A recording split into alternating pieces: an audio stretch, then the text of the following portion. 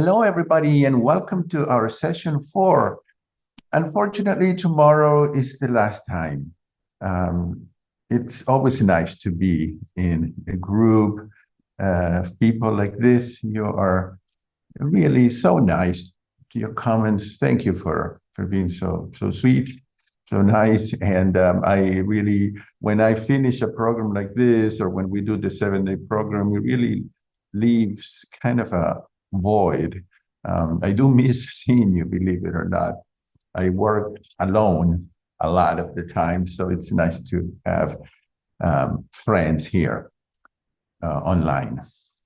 Okay, so let's get started. I'm just going to just jump right in with a comment because I don't want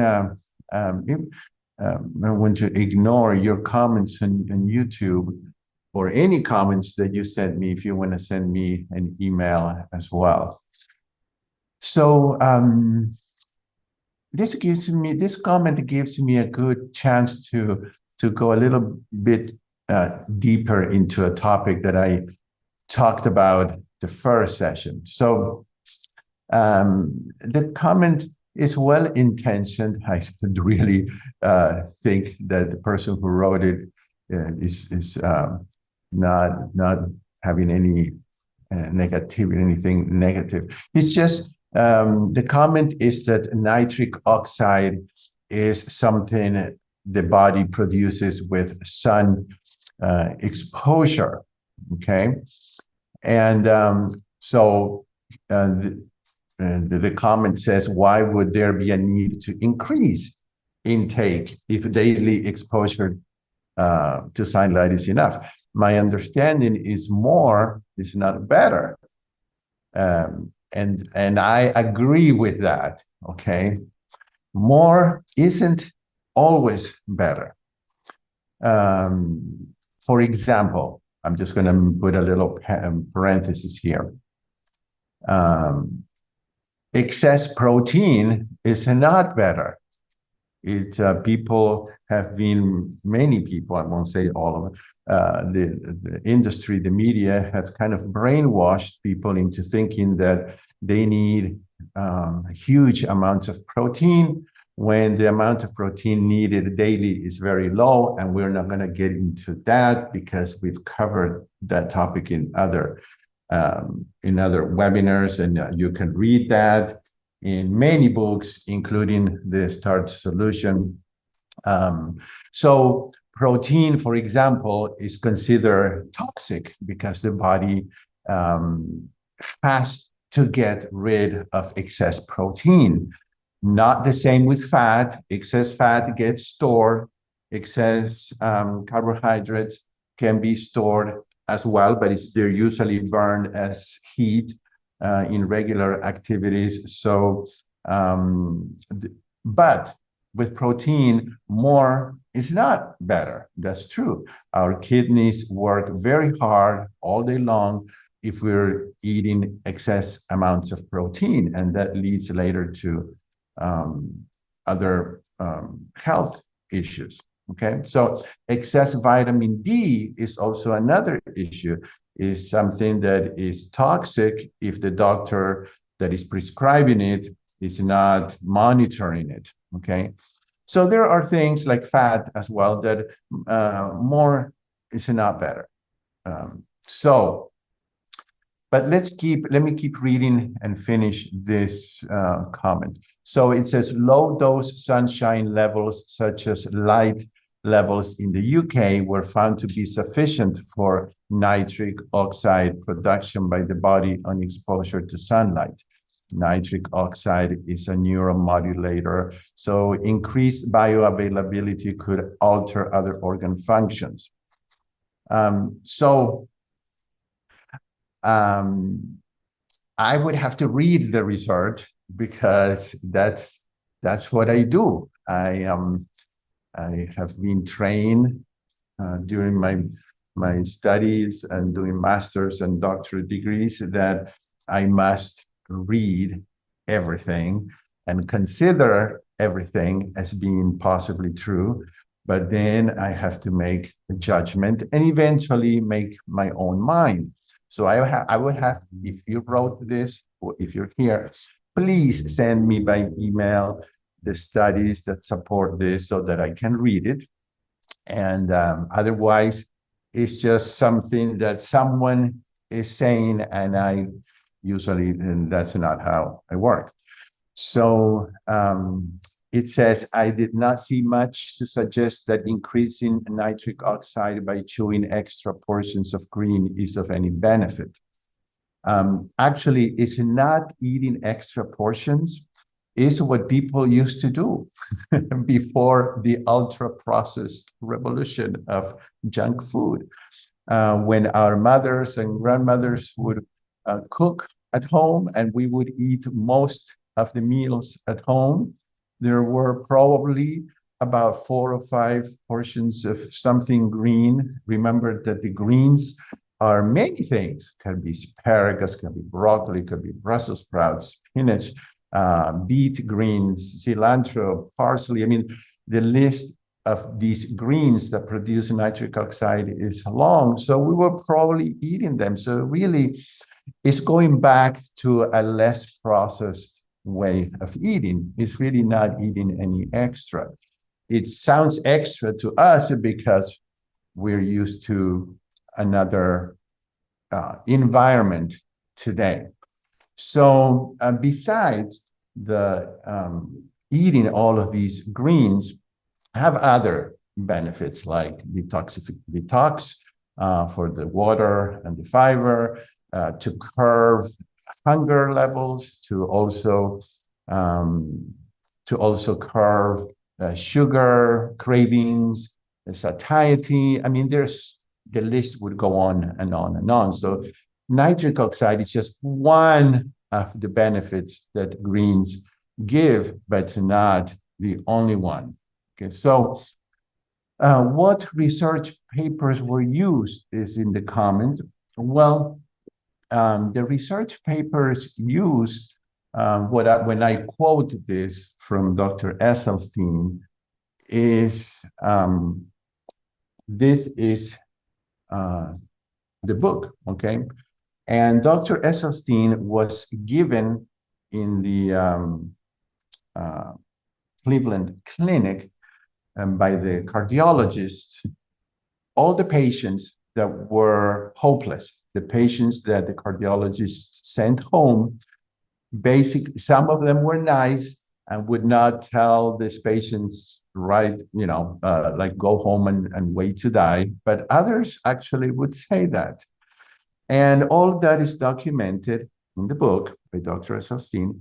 So his job was to get this quite large group of people that were told that there was nothing else that could be done. So it was quite a challenge, okay? And so throughout a period of about 2.5 years, he kept these patients.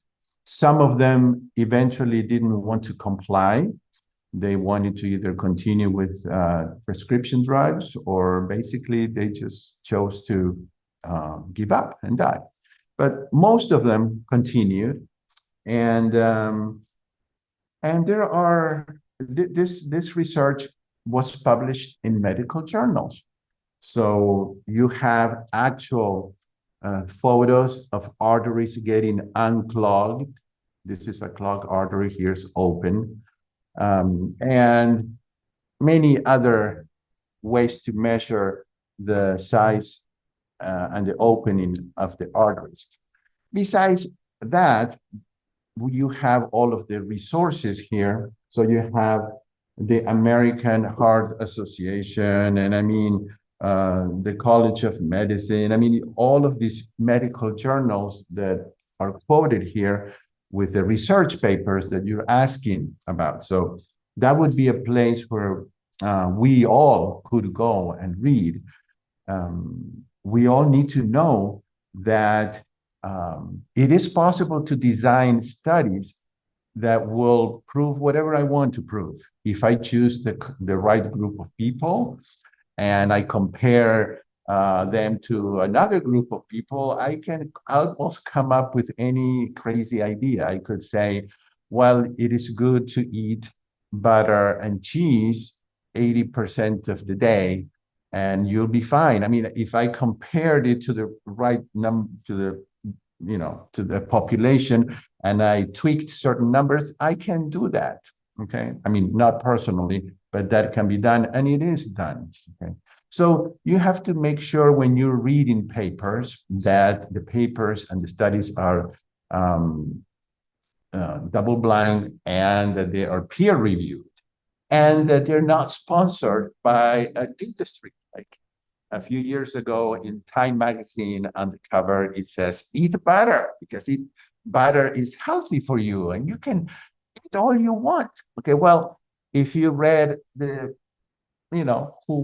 who paid for the studies was the butter industry. So we have to be very careful. Most people, regular people that have jobs and a life, don't have time to sit and read 50 papers. And even if they did, I don't know if they have the training to discern what's true and what's not. So I go with like in that movie, Show Me the Money. Okay, well, I say, show me the research. I go with research that is privately done, that is not paid for by a certain industry, and that is double blind, and that is peer reviewed, and that is done by somebody like Dr. Esselstyn, Dr. Dean Ornish, okay, Dr. McDougall, Dr. Barnard. These are doctors with decades of experience. So practical experience seeing patients and saving lives, plus they have written a large volume of literature that is actually printed in medical books or journals. And people like Dr. Barnard, he actually teaches at medical school. So I am open-minded. What I like to say is I listen to everybody, but I follow a few. So I listen to everybody because I'm not close-minded. And if I ever find out that what I believe was incorrect or not true, I will accept it and change my mind. That's what Dr. McDougall used to do. That's what Dr. Esselstyn and any of the doctors that I mentioned to you do. They're constantly studying. And if you show the proof and the research that is convincing, they will probably admit it. So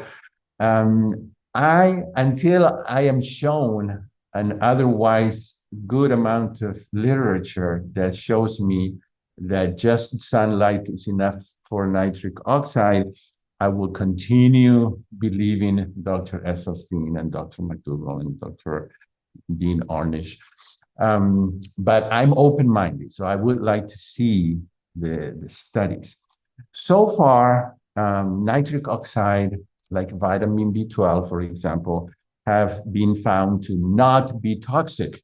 Even if nobody has toxicity because they ate too much spinach or broccoli. So it's okay. I would rather go with a little bit more in this case because this is whole foods. I am not taking isolated elements like vitamins and minerals in a pill, but I'm eating the actual food and the body can take care of that. So let's see, I don't know, gosh, while I've been talking, you guys, right? And I get behind. Okay, so let's see. Broccoli doesn't make money. Well, okay, but why do so few doctors know about this or even seem to care to learn about? Okay, well, we're opening a huge can of worms here. And I would love to talk about it. And I have talked about it. I just, what I wanted to do with this 5-day program was to talk about several issues and not just focus on one. So let's see, is it Michael? Michael, I can email you in private, or if you send me an email and I can, discuss that. So it's just, it's very sad that this information is not, well, I was going to say it's not available. It is available. I come from a family of doctors, and I have met and talked and worked with these doctors that I just mentioned and others. And the truth is very simple and basic. This information is not taught in medical school. Medical school focuses on treating the symptoms most of the times, and now it's monopolized by industries. So I hope that I gave some kind of useful answer. I have to read the research, and the research has to be credible and come. And I've learned to read research, and so I can usually tell if it is if it's good research or not. Okay, so that's one thing that I wanted to mention, because I think it's a really good topic. It's a really good topic. Okay, so who are my my giants, the one that I know that they never were convinced, or they never did anything for just money and work with industries or products, things like that. Who are they? Well, Dr. McDougall, Dr. Esselstyn, Dr. Ornish, a giant, and Dr. Barnard. Those are my four I go to. And like I said earlier, but I do, even up to today, I do listen to a number of others, okay? Others that I also listened quite a lot to are Dr. Clapper, Dr. Lyle, and Dr. Goldhammer. Okay, these are people that have a strong background on research. For example, Dr. Goldhammer from the True North Health Center, they are constantly publishing papers and studies in medical journals. So you can imagine that if they were not well done, they would not be published there. Okay, so let's go to another lighter topic, and let me answer one of you who said, what was that polenta photo that you had that looked like it has cheese on top? Well, of course, it wasn't cheese, but it is something that from time to time I put on food because it gives it a little bit of that cheesy flavor. And yes, you guessed it right. It is nutritional yeast. You can buy organic flaky nutritional yeast. You can also purchase one that has been flavored with cheese flavor. I usually buy the plain, but it could also be, if you buy the bag of riced cauliflower, or if you rice it yourself, and then you put a little bit of garlic powder and you add that riced cauliflower to the top of the polenta and then put it in the oven, it will look like exactly like cheese. And you know what? It's all here. Sometimes what we see, it already sets up something in the mind. And believe it or not, one time I made it with cauliflower, and the people who came to eat, who are not whole food plant-based, they thought that it tasted like cheese. They knew it wasn't, but they thought it did, and they were just eating cauliflower. Okay. So there are other, I know that Chef AJ has a Parmesan cheese that she has, that she makes with 2 or 3 ingredients. I don't have it right now, but if you have, you can put Chef AJ's fall Parmesan, FAUX. You'll find it on the internet. Okay. So also, one of you yesterday asked me about what else besides Benson's Table Tasty could be used, and I want to show you. This is Benson's Table Tasty. I like it, but there are others, and actually I have tried others. This is another one that I have. I have all four, but I believe there are 8 or 9 others. There are many. Mrs. Dash, the original blend, the table blend, the onion and herb, the tomato, basil, garlic. There's another one that, I mean, there are others. I don't even remember all the names, but these are good salt substitutes, okay? You have to find how much it's good for you, because you don't be afraid to add enough. Like, it may look like a lot, but go ahead and add while you're trying to decrease your salt intake. Go ahead and use more. Then little by little, you'll see how you need less. Okay, but this is totally safe to use for us. Here's another one that I think Mary McDougall used, and many people have used, and I have used it in the past. I ran out and I don't have it. But the Kirkland organic no salt seasoning that you can get online, I think they have it at Sam's if you're near one. This is a very good one, okay? And one more that you might want to try is this one. It's called Organic Express, and it says Organic No Salt Blend.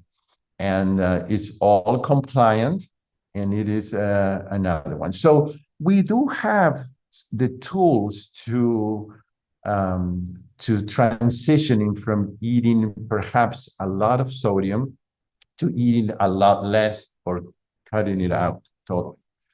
Okay, so those are the ones that I wanted to show you. And for those of you that are trying to give up caffeine, okay, I just love the Ticino, okay.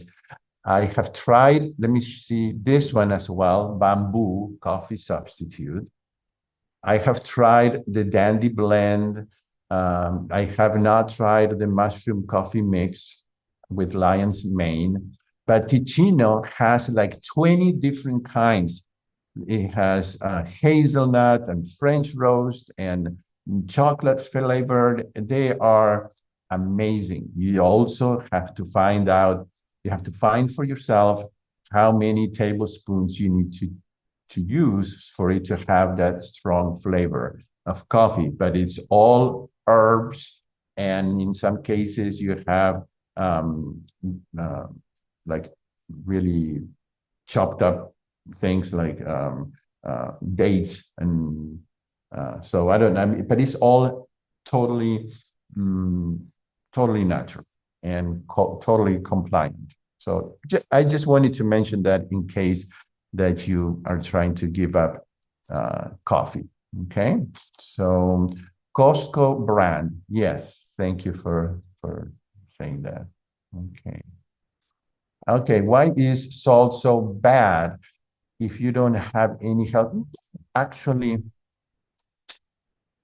okay, so there are issues or topics that just talk about, because it's nice to know in case that you ever find out that maybe you are retaining too much water, and then you can't lose weight because you're eating too much sodium in things that you don't think that they have sodium, okay? Like maybe almond milk, they add salt. Bread, in just regular bread, has more salt than potato chips, okay? So I don't know, maybe you're some vegan cheese or something. I mean, there are things that have a lot of sodium, canned soups, for example, that could be vegan, or tomato sauce. I mean, they add sodium to just about everything. So how much sodium is it needed according to the research that we have today? Well, 1/16 of a teaspoon With that much, your body can function daily. Well, most Americans and people in the world are eating at least like a tablespoon a day. So it is a huge amount because why? Because of the processed foods that we're eating today. Like Dr. McDougall used to say, a little bit of salt, table salt on the food to just hit your taste buds so that you feel it and you taste the salt. That's minimal. And in the starch solution and in Dr. McDougall's plan, salt and sugar are allowed, but only as condiment. And the key word is condiment. Condiment is something that we use sparingly. Okay, I'm not going to open a jar of oregano and eat the whole jar. So the same thing with salt and sugar. It's just sparingly to help with the transition. So for some people, believe it or not, when they decrease the amounts of sodium, or if you want to run a little experiment on yourself and you give it up for a week, they notice that they lose a lot of weight because it's retaining water. Of course, salt, excessive amounts of salt will also not be good for our heart health or blood pressure. But someone that is really healthy and has no health issues, put in a little bit of salt, according to Dr. McDougall and according to me, is not going to be a major issue. Okay, so that is a topic that is not set on stone, at least for me. Okay, the other thing that can help you so much in adding flavor to food are the flavored balsamic vinegars. I have quite a collection, okay, and I have more, and then I have these little bottles that I take into restaurants when I go out. The same, these, but in little bottles that I put in my pocket. So there are many companies that make these. I don't have any connection with California Balsamic, so I'm not getting any, benefit. But these are California Balsamic, and they have also like, I don't know, at least 30 different flavors just for anything that you like. Like this one is cilantro herb balsamic. This one is garden dill mustard seed balsamic. This one is a premium white balsamic, which I had never tried, so I bought it recently. This is blazing habanero spicy, okay, vinegar. And then, believe it or not, this is amazing. Now I have a big bottle of this. This one is chocolate orange balsamic vinegar. This is balsamic vinegar that is chocolate flavored. It doesn't have chocolate and it has orange flavor. You know what? When you have that chocolate craving or sugar craving, you get a banana and you drizzle with this. It's gone. Okay. You had your sugar from the banana, you had the chocolate from here, and you have not fallen off the wagon. So that's a good one. I don't know if another company makes chocolate balsamic vinegar. Probably they do some other place, but I like that one. And then there's this one, smoked hickory. And then there's garlic balsamic. So I could go on, but if you go to their website, you can find out. Sometime in the near future, I will interview the owners of balsamic vinegar, California Balsamic, because I met them at Chef AJ's house, like 2 months ago, and I asked them if they would do it, and they said yes. So I think that would be an interesting webinar. Okay, so just giving you tools. That's what I like to do. I like to give people tools to succeed. I have so much to share with you guys. I won't have time. I'm sharing with you 5% of the 100% that I know and I would like to share.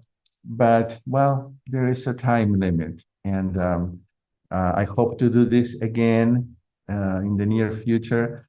I can share most of my information in my 7-day program because we meet for 14 times. So I think everybody that takes that leaves having all their answers, all their questions answered. So if you're interested, I'm starting one on Monday. It's in my website. You can sign up there. I don't like for money to be a roadblock. So if money is an issue, then you email me and we'll see what I can do. I do have some a little bit of money to help, okay, for with a scholarship. So if that's interests you. Okay, so I did want to mention something that I brought up the other day when I was talking about beans at night. And let me see, because that's not something that I came up with or I just, made up. That comes from this amazing book that is called Your Body in Balance by Dr. Neil Barnard, for men and women. But this women will benefit from this so much because it talks about hormones. And not that men don't have to worry about hormones, but women, I think you're going to find this book just amazing. But in one of the places, in one of the pages, in page 33, it says, some women have reported that it helps their moods for the rest of the day. Let's see. No, this is okay. Let's see. It's talking about beans, and it says in the evening you can do the opposite: lower protein, higher carbohydrates may help you sleep more soundly. Okay, that's when he's talking about beans. It says here, okay, beans or chickpeas, a little bit is all it takes. The idea is to have one of these plant protein foods first with starchier foods like oatmeal and toast later in the meal.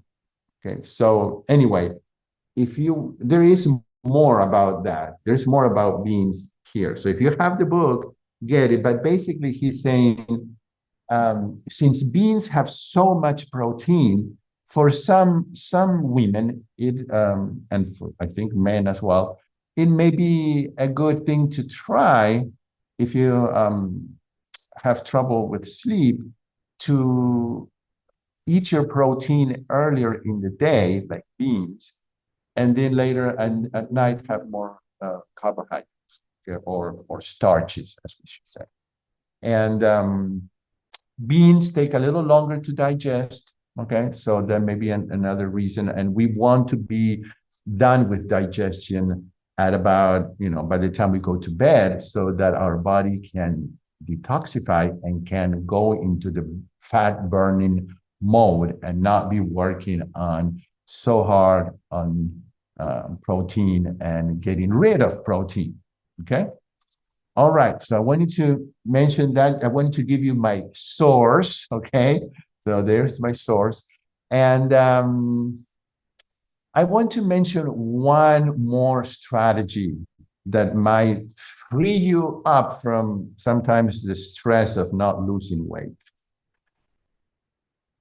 A few years ago, when I stopped worrying about weight loss and stressing about it and focusing on health, things magically started to move in the right direction. So why don't you try, maybe for a while, put the scale away for a month. It's okay to not weigh every day or every week. Put it away. Focus on getting healthier. When you eat food, think, is this healthy for me? Am I hurting my body? Does it have water and fiber? Is it ultra processed? Is it whole? Go with your health first. It's amazing what happens sometimes when we change the focus to something else and we have a new, fresher approach. Okay. So I just wanted to mention that as well. And since I need to quit in about 5 minutes, let me see. I still have a lot of things I want to talk about, but let me see if anybody here has any questions, any comments that you'd like to ask. You can type it or you can unmute. Um, Either way, okay? Just want to make sure that I answer your questions possible. No? Okay. All right. Well, tomorrow, our last day, I'm going to give you a couple of gifts, and I hope you'll come or that you will watch the replay. And, you know, consider doing the 7-day program because it focuses you. And I can show you one or two things that are simple that can really make a difference, that can get you unstuck. But we have to have that week to try it out and to explain it and to answer questions and to go through the food. So please let me know. By Sunday at noon, I'll close the registration because we start on Monday. Okay. All right. Well, all I can tell you is today it came to my mind. I remember Dr. McDougall telling me that his biggest joy came from helping people. And his face would light up when he would say, you know, Gustavo, the biggest joy is when I know that I have made a difference in somebody's health or weight. And you could tell that he was joyful. Okay. He was just had joy. And he was very proud also of having everything free on his website. The only thing that was not free was the 10-day program, because of course there were many people involved and he had to pay salaries and all that stuff, and it was intensive. But even the 10-day program was free on his website. What I do in the 7-day program is already on my YouTube channel, is on my website, is in my Facebook page. It's just that during the 7-day program, I put it all together in a neat package for you. And basically we log in live, but if you can't log in live, it's okay. You watch the replays. We log in live once in the morning for breakfast, and we talk about breakfast and we get focused, and I do a mini presentation. You have questions and answers. I show you exactly how to make things and how simple you can make them. And we have a plan. We have a plan every day is planned. This is what we're going to eat for lunch on breakfast, lunch, and dinner for Monday, and snacks. And on Tuesday, we do this. And it's planned in a way that as the week goes along, the calorie density gets lower, but gradually, so that you don't, feel like you're deprived, until we get to the last day or the next to the last day when we do a mini fast. Okay, that is optional, but it's safe, so everybody can do it. So it's sequenced in a way that is fun to do, and it's fun to do it in a group. So we get to know each other, and that's basically what we do in the 7-day program. There's a lot of support, and then there's this interaction, and I just present you with all this information that I presented here, but I'm running out of time, so we'll see. Okay. I love that you keep the McDougall message going. Well, he was my mentor and my friend, and his passing has left big void, but his legacy certainly continues. So I really owe my life to him, because I don't think I would be alive right now. I really don't, if it hadn't been that I found him. So I will see you tomorrow night. Okay. Have a good evening, everybody.